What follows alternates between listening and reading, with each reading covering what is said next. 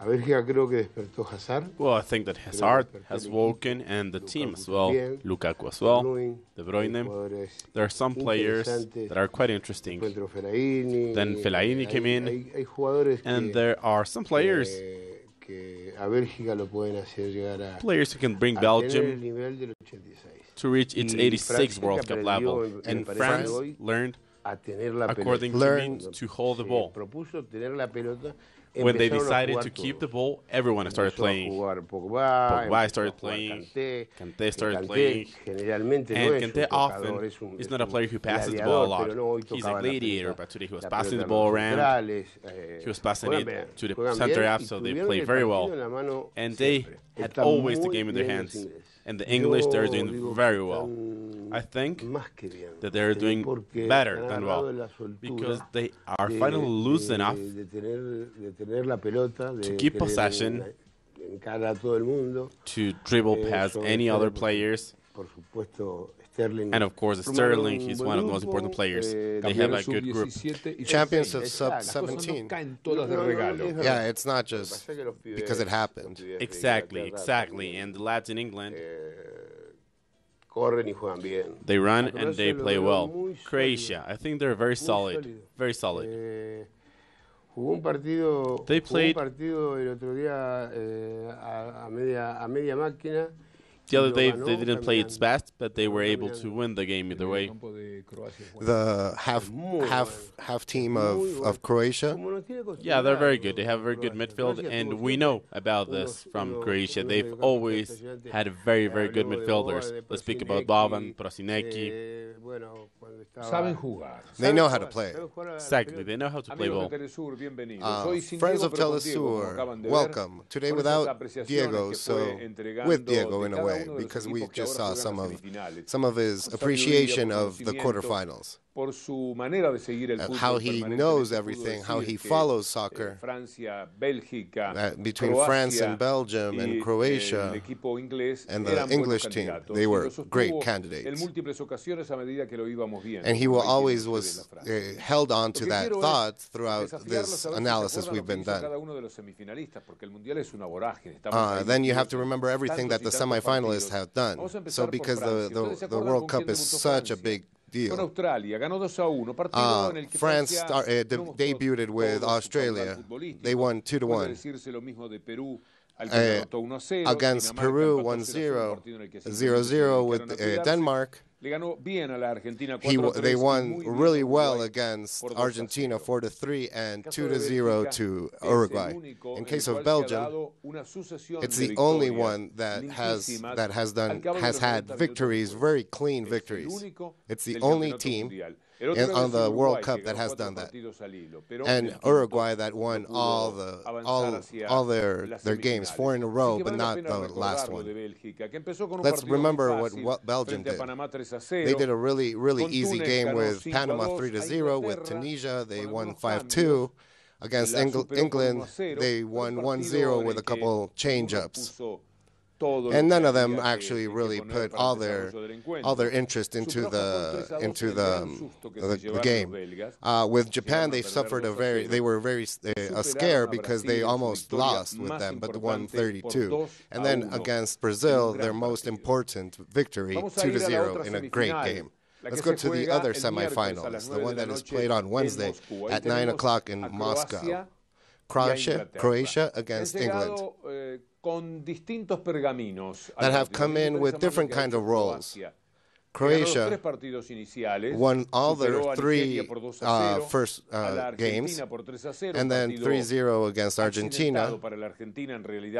A very accidental game for Argentina because it really didn't reflect what was actually happening on the court. A really bad mistake by Caballero. And one against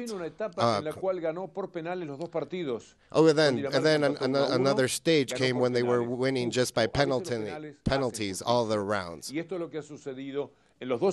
this has happened because they have been it has been justified that they won by penalties against Russia. The game ended 2-2. the balance of it, Croatia was superior, and they ended up winning by penalties. And then England, that starts against Tunisia 2-1, 6-1 against Panama. And something that brought a smile to Panama because they scored their first goal on a World Cup. They lost against Belgium 1-0. With Colombia, they tied 1-1. They were a little bit superior in this game, but they won by penalties. And then they really did a good job against Sweden because they beat them 2-0. They were really superior against them. This is a very classical game, very even game between Belgium and England and France. Are you think that they are favorites against France? This is the case of France. Then we have England against Croatia. England did a really great job on their last game, and Croatia kind of struggled, but they are still really doing well. I like Modric the most. He's the highlight of the team. And he has this engine to just run around and do everything for Croatia.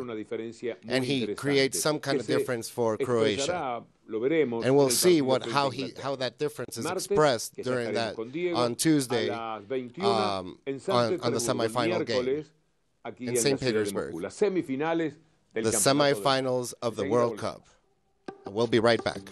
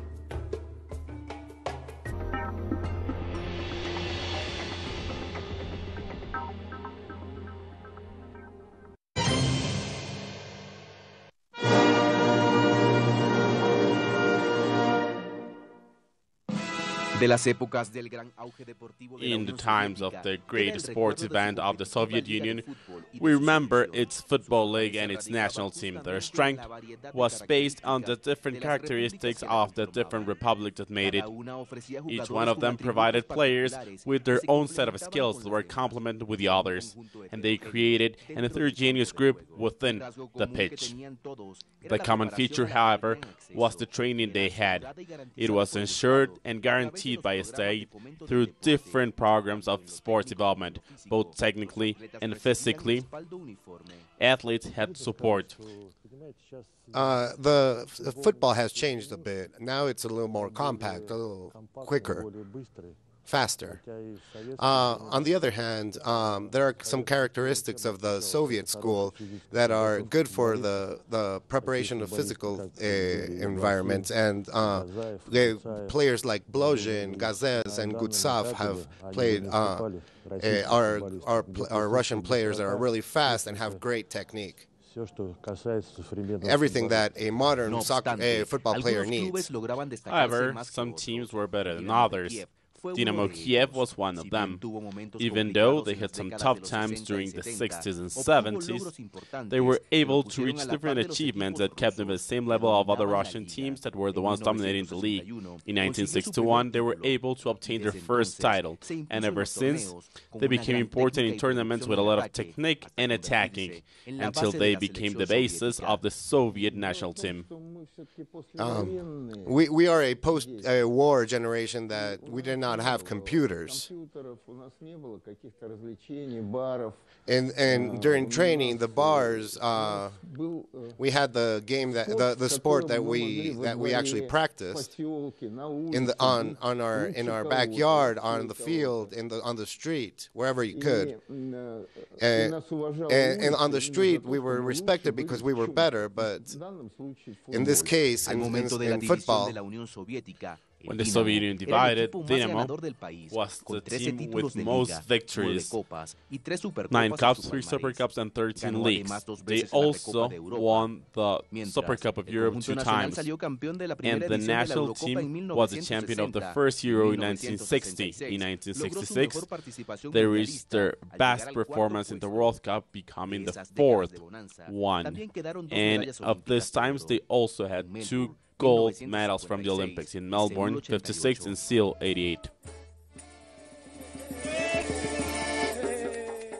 The second part of our program, we have started with so many memories of the Soviet game. And not because I'm saying the Russians football. There was a lot of state or government support during that time. If we could add everything up that the Soviet Union had, it's not the same expression that we saw on the World Cup, because it really was more sentimental, not really because they were great players. It would have been a little bit more important if FIFA hadn't come out. They put their hand in their pocket to the Soviet Union back in '76 when they lose against Belgium. But also in the 90s when the Mano Del Diez comes around, hand of God from Diego. They had lost, the Argentinian team had lost their first game, and they needed to win this time. So yeah, if they would have gotten this kind of hit, they would have not survived if they would have charged that handball. We wanted to have Diego in all his programs. We are in La Mano Del Diez. We always have good material to talk about with Diego. This one with Armando, who has written a lot about Maradona. We should, we need to share this with you. Little ago, when 30 exact years were celebrated, the first interview I had of Diego was at home during Christmas, and I was spending Christmas Eve with him, and I found him. I met him in Ezeiza, and I told him, listen, I'm Daniel Alcucci. He didn't know me back then, and El Gráfico was very important back then. And he was like, ask me. No, they're asking you to spend Christmas Eve with you. And I was wondering what was happening. Listen, it was better for us to do so. So then I didn't say anything, and all of a sudden he said, it was already night, and he said, don't come today, because it's my family's party, but come tomorrow and I'll give you the most important interview of your life. And I went there the next day, on December 25. He told me at 11. At 8, I was already at the door in Villamonte, and at 11 I rang the bell, and they told me, yes, Diego's waiting for you. And I spent all day with him. Don Diego had a barbecue, and I spent all day there. And ever since, it was something very, very similar. And in the 30th anniversary, he came from Dubai and told me, you're going to spend Christmas Eve with me. At the end of it, who is Maradona? Maradona needs an encyclopedia to be explained, or with a single event, either or. When they ask me, who is Maradona and why is he a myth? I always choose three moments: Argentina World Champion 1986 Mexico, the victory against England, and the goal against Brazil in the early 90. These three events can explain all the myth behind this. When they say make it smaller, and it's like here, you know, with a matryoshka doll, going from a smaller to smaller doll. And then Mexico 86, and this is the match against the English. And then once again, another matryoshka. And of course, the victory against the English. And within the victory against the English, of course, both goals scored against them. Both goals. And I reckon that this defines Maradona and shows why there's a myth behind him. And I think that we are going through a moment, I don't know how Diego lives this, however, he, more than anyone, is expecting for this event that took place 32 years ago to happen again, to have an Argentine lifting the World Cup. Of course, Danny, of course. Obviously. Of course. You know them, you know myself, and everyone who knows me, just like Victor Hugo and the rest of the lads, the ones who are working together here. Listen, I wanted to cry. Because just like in 2006, I wasn't able to get to the final. However, I was able to do so with the Mexicans. I remember Dalma hugging me. And I tried to be as simple as possible. Of course, when possible. Because it's not a life if you have to go from the training camp to your house, and that's it. If you do that, listen, at night I would usually leave because there was no one there, and then we would usually take a drive in order to let the girls sleep. But cars already knew us, and 20 minutes after that, there were 100 cars, taxis, motorcycles next to me, following me. And then I had to come back home. I had to open the door and then close it. If it wasn't well closed, then I had to close it again. And it was incredible to live at that time. That's why I often say, Maradona is beautiful. It's beautiful being Maradona. And I would like to thank so much my mother and my father, because they are the ones who knew how to raise me, but to bring me up with values. Those values that today, when I'm 57, I still keep them, and I have them as part of myself, because as year goes by, it's a renewal of the advice that was given to me by mom and dad.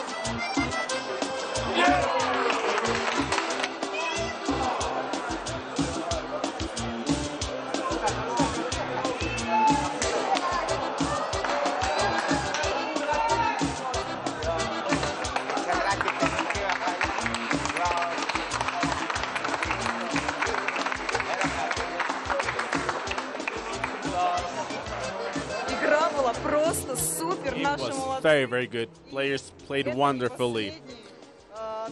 This is not our time. It will not be our last moment of glory.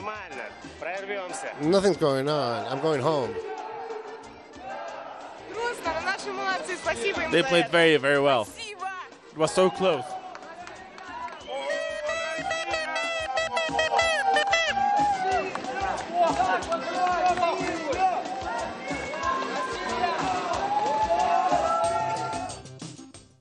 Lo que hemos visto es lo que ocurría durante el What partido we've de seen Rusia right frente a now is Croacia. what happened Ahí last cerraron night casi after the game against porque se Croatia. suponía que si They ganaba had el they had seleccionado closed no some of podía the correr streets para nada, sino un in sentido de previsión. Moscow, because if they ganaba, they las would calles have se iban a won, inundar de tal manera the que streets iba a would have ser been flooded with absolutamente people, imposible que los and autos, etcétera, it would have been pudieran impossible for cars pasar. A tal punto, esto era transit. verdad, que aún perdiendo, las calles, Even las after avenidas this was principales, so toda la bad zona that del Kremlin, even la because de they lost, Bolshoi, even la if de they la lost, Plaza Pushkin, it was cada everything uno was de esos packed, lugares everything estaba was repleto jam de packed. gente. Uno iba caminando Everything y you would era be un walking, pub, un bar, un café, and esas every cosas que bar, every Moscú cafe tiene was tantos full. y tan encantadoramente, And repletos de there's so gente, many in sobre todo de Moscow, gente and joven, everything was envueltos en full. banderas, Everything was, all the streets were felices, filled como with tuvieron people, hasta, flooded with la people. definición por penales. And La right verdad es after que this los rusos penalty invitan a definition, una cierta consideración emocional. they Futbolísticamente kind no of hay gave us manera a de little bit of olvidarlo. Fue el más emotional. mediocre de los equipos que llegaron a It was jugar, when, los like octavos de final. Venían de perder con about Uruguay football, they 3-0 were the en la most serie. mediocre, but Pero they played with their hearts, juegan and they encarnizadamente, got everybody con una wanting enorme pasión. to Y have entonces to generan support them because of their respeto, una passion. simpatía. Ayer fueron otra So vez you had como some kind of había you liked sucedido con España, también frente this a team. Croacia. And Pero even se llegó a la with definición Spain, por and penales, con un when they got cabezazo to que with fue Croatia, como la reconquista de they Leningrado, una cosa and por el estilo. with the header, with the goal that was Grandiosa, que scored entraba en la by historia Fernandez, del país. it was like when Pero they después vinieron los it was penales, like y ahí, a war suerte, victory. verdad, en It realidad was fue amazing, verdad, and the penalties porque came, Croacia merecía un poco and más que Rusia it was estar really en las what semifinales. Para el should have campeonato del happened, mundo es because mejor, Croatia porque did Rusia deserve to go through. semifinalista no llena el ojo. Era demasiada una sucesión. It was a de little bit too casualidades. much Así que está bien for que los coincidence croatas, to que tienen get buen equipo, que Russia han hecho to the buenos partidos, semifinals, because they juegan weren't muy really ready serio, for that. y que tienen And buen fútbol, Croatia por otra was parte, very es el gran serious jugador about que es everything, Modric, and they really esté do en la have final. Pero lo great que nosotros football le with queríamos Modric and compartir everything. era esta What we wanted to ilusión share was enorme que this tenían en la illusion ciudad de that Moscú. Y entonces, Moscow entre had las and all the cúpulas people had doradas, entre las torres about increíbles de football su and about the arquitectura, World Cup y and parte about being inolvidable locals. del bagaje que cada uno de los viajeros hemos obtenido en esta ciudad. And what all the travelers and visitors have gotten from Moscow, a little bit of vodka, a little bit of beer. Everybody was just right there to celebrate something. And yeah, and I'm still a little bit sad about not having won by penalties, but because you just felt like you had to support this team. Algo celebraban y cantaban y pasaban con sus banderas, pero no era lo mismo, por supuesto. Yeah, it wasn't the same. Like the other ones were celebrating with the flags and everything, but it wasn't the same like Moscow with like the Russians. A todos, a tanta gente. Le mandamos un I want to say hi to some of the people in Cuba, Brother Fonseca, del programa de Diego, and who's given us great feedback about Diego's program, and another critic from Cuba, who has Gabriel Prieto, who has talked about our program, and I have a special liking for him. Ni Abel, not Abel or Paquita has watched this.